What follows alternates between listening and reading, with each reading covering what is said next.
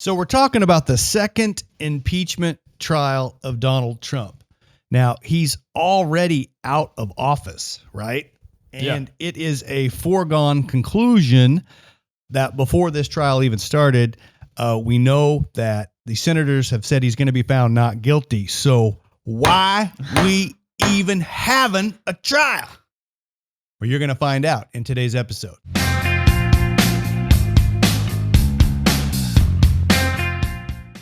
I'm Joshua Roberts, attorney at law, and you are watching Lawyer Up. For today's podcast, we've got Grayson Roberts, Once YouTube again, extraordinaire, I don't know about that. back in the house to help us with a little bit of a Q&A. We're going to talk about the impeachment and the trial process that's going on with Donald Trump. We're going to look a little bit into the history of impeachments of U.S. presidents. Then we're going to look specifically at this second impeachment trial involving the Trumpster. So if you enjoy the episode, hit that like button for me. If you got something to say, you got a question, put it in the comment section below. If you want to learn more about legal topics or current events, then subscribe to the channel. And if you got friends out there you think would enjoy this, then share this channel with them and share me on social media. I appreciate it. So let's get down to business. Let's do it. All right. I've got a list of questions here. You guys know how it goes. So what does an impeachment actually mean? All right. So good question. A lot of people use the word impeachment as kind of a summary of the entire process. It's actually just a part of the process whereby the legislature removes a federal official from their post for the commission of, and they use the word high crimes and misdemeanors. So basically a federal official does something wrong, and this is how the legislature can remove them. Could be the president, could be the vice president. It's been used to remove congressmen. It's been used to remove federal judges who do. So it's not just limited to the president. I thought it was just president. But That's it's any federal official, because those are lifetime appointments when it comes to like federal judges. Once you're appointed as a federal judge, that's a lifetime appointment. So if you get a little screwy, then they can remove you through the impeachment process. But it's a two-step process. So step one starts in the House of Representatives, and they present what's called the Articles of Impeachment. And that is the document that charges the federal official with the commission of the high crime or misdemeanor or whatever the wrongdoing is. And so over on the House side, the members will investigate and debate the charges, and then they vote on what they call impeachment. And you just need a simple majority in the House. You've got 435 members. And remember, on the House side of things, the membership is determined based upon population of the states. So if a state has more people, they've got more representatives in the House. And all they need is a majority. When they vote on that, if they have a majority of the House members, then that individual is impeached. And the impeachment it's kind of like being charged with a crime or being indicted. Because you are impeached doesn't mean you're found guilty. The impeachment process is just step one. Then you move over to step two, and that's what's going on right now in the Senate, and that is the trial, where you have the trial on the Articles of Impeachment. So the House votes, a majority is in favor of the Articles of Impeachment, and it goes over to the Senate for the trial. And in the Senate, you have 100 members. Every state gets 2 people, right? So you've got 100 members in the Senate. And to get a conviction, you need 2/3 of the Senate. So you need 67 votes to convict you to be found guilty on the Articles of Impeachment. Okay, I have a question. Yes. So you get impeached and out of office before you're even found guilty of anything? No. So that's one of the common misconceptions. An impeachment does not remove you from office. We're going to talk about that in a minute. An impeachment is just like an indictment. They're like saying you did this wrong, but you haven't been found guilty of it yet. So you're not removed from office. Oh, I thought impeachment, you were gone. A lot of people say, well, he's impeached, he's going to be removed, but that's not the case. People use the term wrong and they understand the process wrong. That's why I said impeachment is part of the process for removal of a federal official or a president.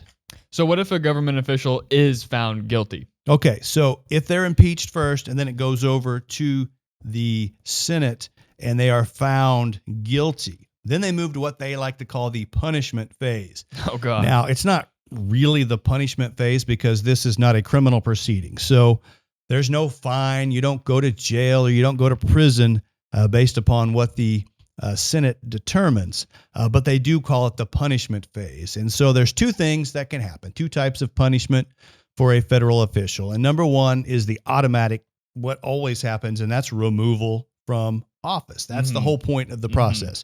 So you're removed from office if the 2/3 of the senators find you guilty. But there is the second punishment where they can vote a second time to bar that particular public official from ever holding any future public office at the federal level. They can't bar you at the state level. So they can take a second vote, and they only need a majority this time.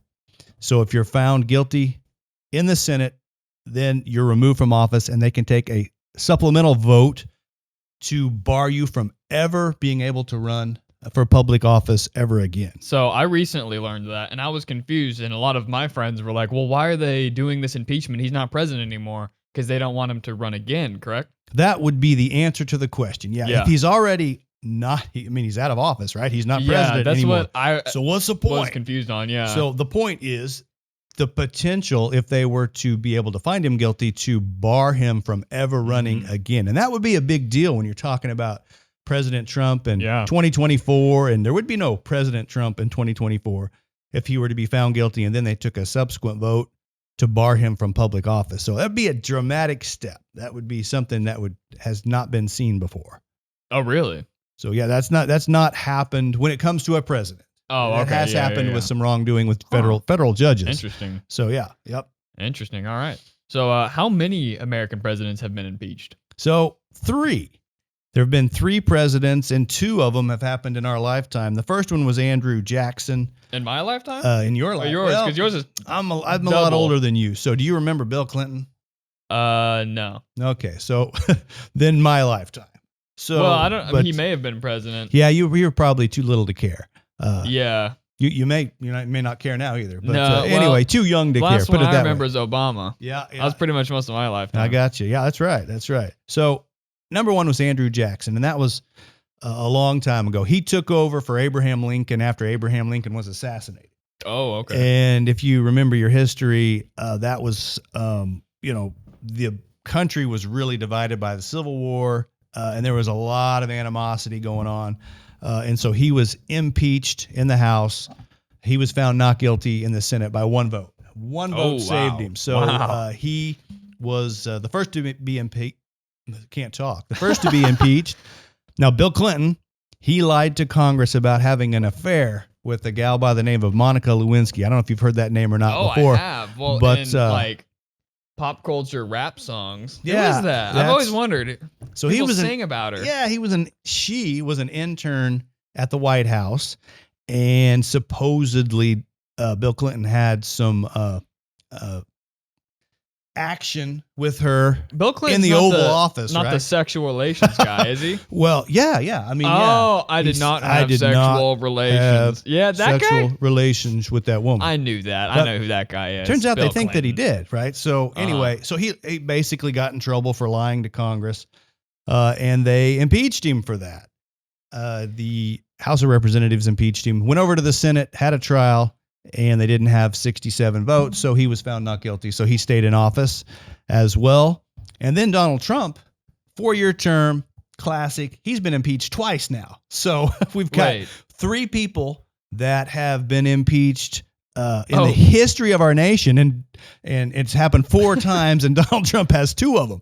So who was the first one? Andrew Jackson? Andrew Jackson, a long time ago. I thought Donald Trump made 2 of the 3. But okay, no, that makes sense. There's 3 people, but it's happened 4 times. So Donald Trump, first time was back in 2019, and that was when he got in trouble for supposedly he was talking with the Ukraine And he said, yeah, we've got some federal aid coming your way, and I'll send it to you if you investigate the Bidens and try to dig up some dirt on the Biden family. Yeah. Now, he denies that he did it, but regardless, there were 2 articles of impeachment, and he was impeached for that in the House, went over to the Senate. But not found guilty. Not found guilty, so he stayed in office, I didn't of course. Even know that. Yep, and that happened in 2019. Now we're in 2021, and we're doing another article of impeachment. He's made history. He made history in a lot of areas. And this is just another one for inciting an insurrection is what he was impeached by the House, and he's moved over. And right now, as the time of this, we're recording this, the trial is going on in the Senate. So Trump is the only president to be impeached twice. He has that honor. He has that honor. So let's talk about the recent impeachment trial of Donald Trump. What exactly is inciting an insurrection? I got to be careful with the way I pronounce that. Yeah, inciting an insurrection. Chuck Schumer, you saw that video where he said inciting an erection. If I can remember while editing this, I'm going to put that clip in. I've got that 3-second clip. I'll put it in right here. Senators will have to decide if they believe Donald John Trump incited the insurrection.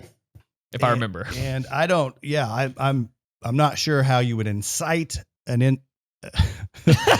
erection. When I was reading over my questions, I read erection in my head. Yeah, I guess you could scream at it. Is that? I don't know. I've not. I may try that later, but I've never done that before. Lewinsky incited an erection. Monica Lewinsky can incite an erection. I can't even say. It's so confusing. It's hard to say. It's hard to say. But anyway, it's like last episode we got stock and stonks mixed up. Yeah, there's a new word that we screw up every episode. So yeah, she should have been impeached for that. But anyway, so it's defined in federal law, in the United States Code tells us what it is, but it's a terrible description in the code. It says inciting an insurrection is whoever incites, assists, or engages in any rebellion or insurrection against the authority of the United States or the laws thereof, or gives aid or comfort thereto. So it basically says whoever incites an insurrection is somebody who incites an insurrection. It doesn't really help us any. I mean, it's wicked. Yeah, I don't get it. It's wicked vague. I don't get it. It's normally when you're defining something, you don't normally use the word in the definition, right? Yeah. What's the definition of a chair? Well, it's a chair that sits on the floor. Well, that didn't help me. Very strange. So they use the words incite and insurrection within the definition of what inciting an insurrection is. So there is a little bit of guidance. My high school English teacher would have flipped. Yeah, it's just not real helpful, but there is some other statutes that define some of those terms. So it specifically defines inciting. So inciting is urging or instigating others to riot. Whatever that means, right? So it says it does not. I didn't know that because Travis Scott threw a concert and he got arrested for inciting a riot. Inciting a riot, yeah. So actually, riot has a definition itself. We'll get to that. But it says inciting does not include oral or written advocacy of ideas or beliefs that do not involve acts of violence. So you can talk about stuff, right? You're not inciting anything if you're not advocating for violence. So then the statute goes on to define what a riot is. So a riot is the threat or the commission of an act of violence by 3 or more people, resulting in damage to property or injury to any person. So me, you, and Sam could go wreak some havoc, and we would be a little mini riot. We could riot, yeah. That's wild. That seems like a very low threshold. So one person, by definition, can't riot. So if you got one person and he's damaging things, I guess he'd be a some bitch. So, and then 2 people can't riot either. So if you got 2 people out there, I guess they would be some bitches. So when you get to 3 people and they're raising hell, they are rioting. So by definition, a riot involves 3 or more people. And then you got to have damage to property or injury to a person. So if we put all that together, you have to damage something for it to be a riot. Yep. With 3 people. Yeah, it's got to be people, I guess. It's got to be an act of violence. So, all right. You got to do something. So I guess if you're going to tie it all together, inciting an insurrection is urging 3 or more people to commit an act of violence against the United States government, resulting in injury to a person or damage to property. I cannot get the inciting an erection out of my head. It's hard. Once you've got an erection on the brain, it's hard to get it out. And that word's in the next question I've got, so I've got to pay attention. Focus. Do the articles of impeachment against Trump state exactly how I'm preparing to screw it up. He incited an insurrection. That's right. It threw me off before I even got to it. So yeah, they specifically talk about why they think Trump incited this insurrection. And it's fairly obvious. They said the statements that he made and the tweets that he made leading up to January 6th, 2021. And that's when they all descended upon the Capitol. Mm-hmm. He was saying, this election was fraudulent, that they stole this election, that votes were illegally counted, and a lot of things in an attempt to undermine the election process. Mm-hmm. And the government, said without any proof of that those statements are basically, seditious or against the government, and you're trying to undermine the government. So they consider that the act of rebellion against the authority of the United States, which is required. Strange response to the situation, for sure. Very strange. A little odd. And, I remember exactly when I was watching the live on it, and I was like, whoa, that's not the things I would say to the people there right now. Yeah, when you couple what he was saying post-election leading up to January 6th, I kept waiting for, if you're going to say there's fraud, well, let's show us the fraud. Let's see the specifics. But we never got any specifics, which is why all the cases got dismissed. But that activity leading up to January 6th, then he's giving a speech to all the people that are there at the Capitol. And he says, you need to go down there and fight like hell. That's what they keep showing, him saying fight like hell. Jeez. Which, after he said those words, the mob did go down to the Capitol building. Poor choice of words. And they were inside attempting to count the Electoral College ballots, which would have certified Biden as the president. And obviously we know what happened from there. They busted in there and damaged the property, and a lot of people were injured, but 5 people died, as a result of that. And so collectively they said, all this action leading up to that day, then saying fight like hell, and then what happened, that all is tantamount to inciting an insurrection. There it is. Yes, inciting an insurrection. So what was Trump's response to that? So, the first argument that he said and that they presented at the trial was that you can't impeach a president who is no longer in office. So the punishment's removal.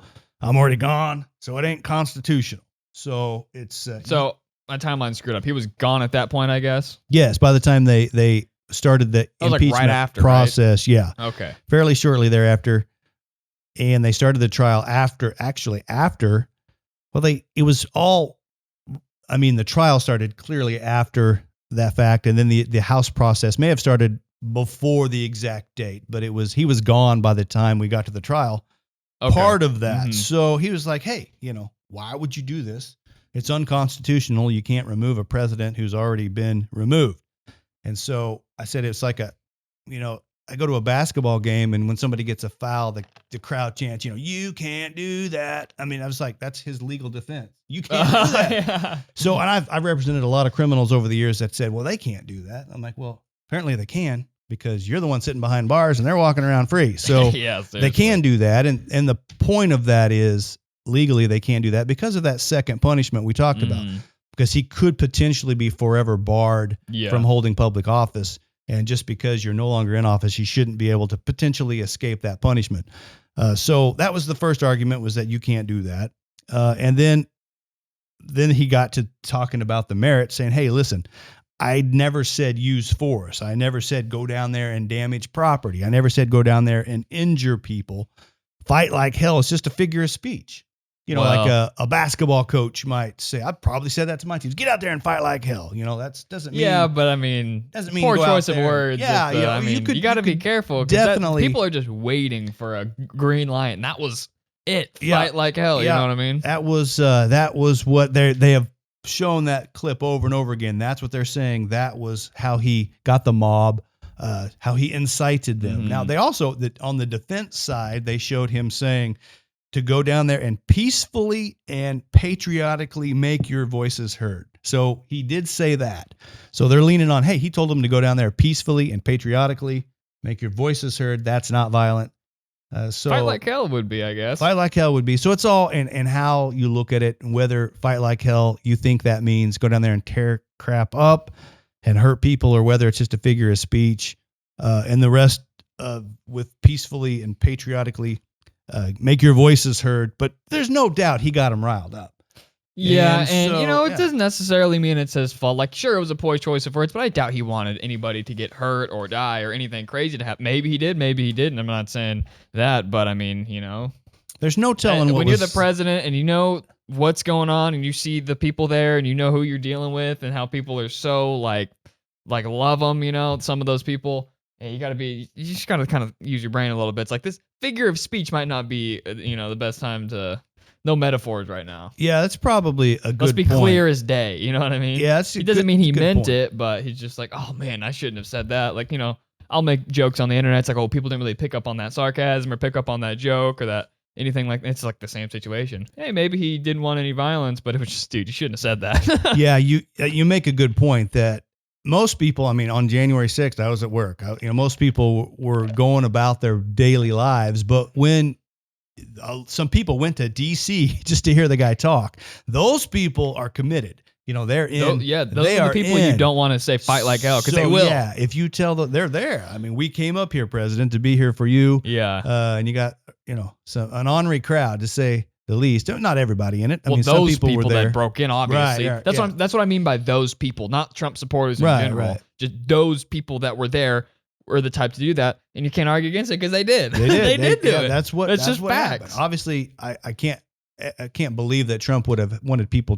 to die. I can't believe that. I don't Raise some believe hell. that. Yeah, I think he did want that to happen, but obviously it went above and beyond. I think what anybody really had anticipated. Obviously, so definitely.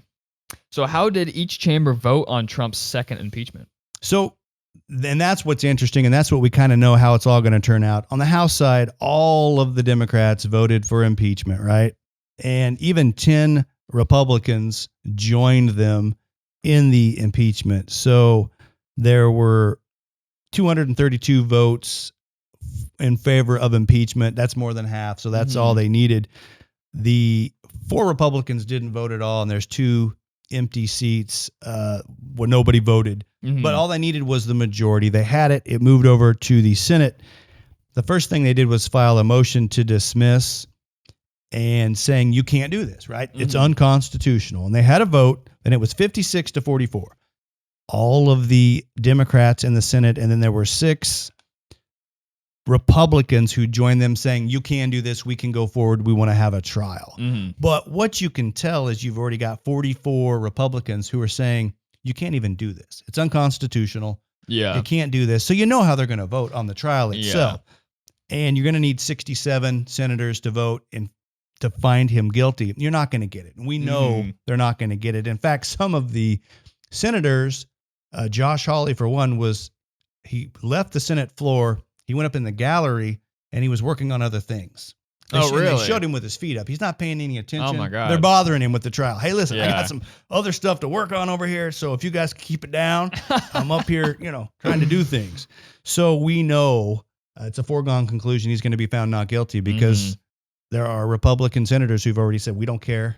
We already know what the evidence is. We know what happened. We're not holding him responsible, and he's going to be found not guilty. So they're never going to get to the next phase, which is potentially barring him from ever holding public office again. So they won't get there.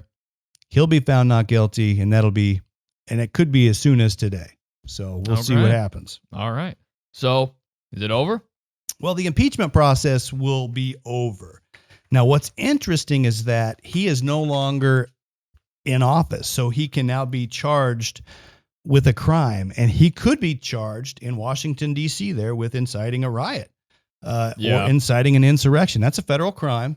You face up to 10 years in prison, and since he's no longer in office, they can charge him as a regular citizen.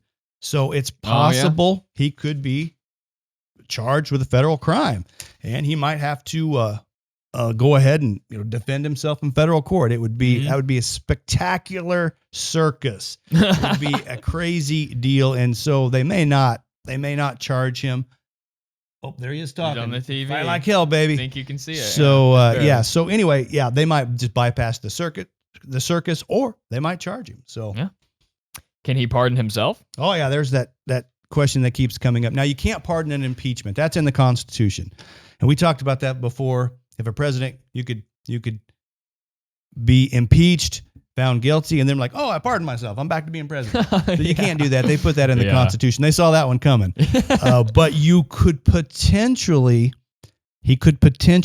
pardon himself from criminal charges relating to January 6th. Now, we know he announced his formal pardons. He announced all his formal pardons.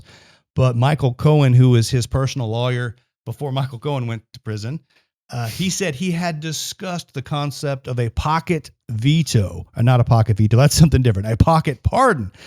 And that would be where Trump had actually pardoned himself in advance, but he didn't tell the world about it. He didn't announce it. Yeah. He just kind of kept it in his pocket. And that if he ever is charged, then he could pull it out and say, well, I've pardoned myself. I just didn't share that with the world. So there is like the Uno potential. reverse card. It's like you exactly thought. Right. It's and people have said that he might do that with himself and his family and his kids. So that's never been done before either. The pocket pardoning himself. So if that happens, that'll be a fantastic intellectual enterprise for the Supreme Court to try to sort out whether that's constitutional or not. Because it'll be interesting. But so it may be over. It may not be over. We'll just have to stay tuned. We'll see. Well, that wraps up the episode. I hope we've answered your questions about impeachment, specifically with Donald Trump's second impeachment process and trial. If you enjoyed the episode, hit that like button for me. You got something to say, as always, comment below. If you haven't subscribed, please do so. And you guys know that I love it when you share me on social media. Thanks for participating in this today, Grayson. Thanks for having me. My name is Joshua Roberts, attorney at law, and you've been watching Lawyer Up. Send lawyers, guns, and money